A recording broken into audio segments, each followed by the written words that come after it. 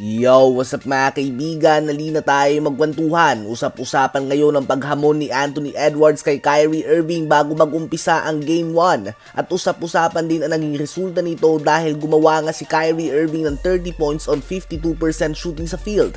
Ngunit ang naging resulta nga nito ay mas kita kay Anthony Edwards sa pagod na pagod at naubusan na ng gasolina sa 4th quarter noong Game 1. Yun nga ang mas big deal dito dahil close game nga ang 4th quarter, subalit napagod na si Edwards kakadepensa kay Kyrie at Luka, kaya naman wala na itong lakas pagdating sa opensa. Isang bagay na napaka-importante sa Timberwolves dahil sa kanya nga umiikot ang opensa ng kanilang team. Hindi nga kinailangan ng Mavs na mag-double team kay Edwards noong 4th quarter dahil ubos na ang lakas nito. Kaya naman inaasahan na sa Game 2 ay si McDaniels na ang tatao kay Kyrie Irving at hindi si Edwards.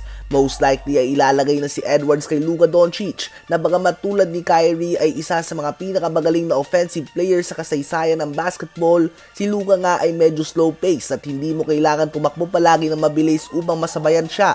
Yun nga ang mahirap sa Dallas Mavericks dahil basically ay pick your poison nga sa backcourt duo nila. Kung sakaling ituloy nga ng Minnesota Timberwolves ang pag-switch ng depensa nila, posibleng mas mahirapan si Kyrie kay McDaniels dahil sa haba nito. Ganun pa man, si Luka naman ang magkakaroon ng advantage dahil sa mas maliit nga si Edwards. May kita nga natin ang epekto nito dahil kapag hindi pa din ito naging epektibo, asahan na gagawin nga ng Timberwolves ang ginagawa ng karamihan na team. At yan nga ay mag-automatic double team kapag nakahawak na si Luka o Kyrie ng bola, dahilan upang ma-open ng tulad nila PJ Washington at Derrick Jones Jr. sa mga corner. So may kita nga natin kung kaya bang panindigan ni Anthony Edwards ang kanyang mga sinabi na siya ang tatao kay Kyrie Irving. Ano ba masasabi nyo tungkol dito? Ngayon ay tumungo naman tayo sa bad news para sa mga fans ng Indiana Pacers. Ang kanilang all-star guard Tyrese Haliburton ay hindi na nga nakabalik sa game kanina matapos magtamo ng left hamstring soreness na injury.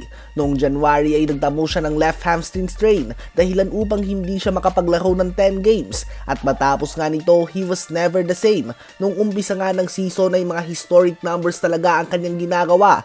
Ganun pa man, matapos nga na magtamo siya ng injury ay medyo bumagsak ito. Kaya naman ngayon ay questionable pa ang kanyang status hindi lamang sa next game bagkus sa buong series na ito dahil every other day nga ang bakbakan. Kung sakali man na makabalik si Haliburton, ang tanong ay gaano nga ba siya magiging kaepektibo? Dehado na nga ang Pacers with Tyrese Haliburton at mas lalo na kung sakaling wala pa siya. Ang Pacers ay hindi pa nga natatalo sa kanilang home court ngayong playoffs, habang ang Celtics naman ay hindi pa natatalo sa road ngayong playoffs. Maghihintay nga tayo ng latest update kay Tyrese Haliburton. Ano ba masasabi nyo tungkol dito? I-comment yan sa baba at aking babasahin yan. Huwag kakalimutan na mag-like, mag-subscribe at i-hit ang notification bell for more updates at kwentuhan. Maraming salamat po.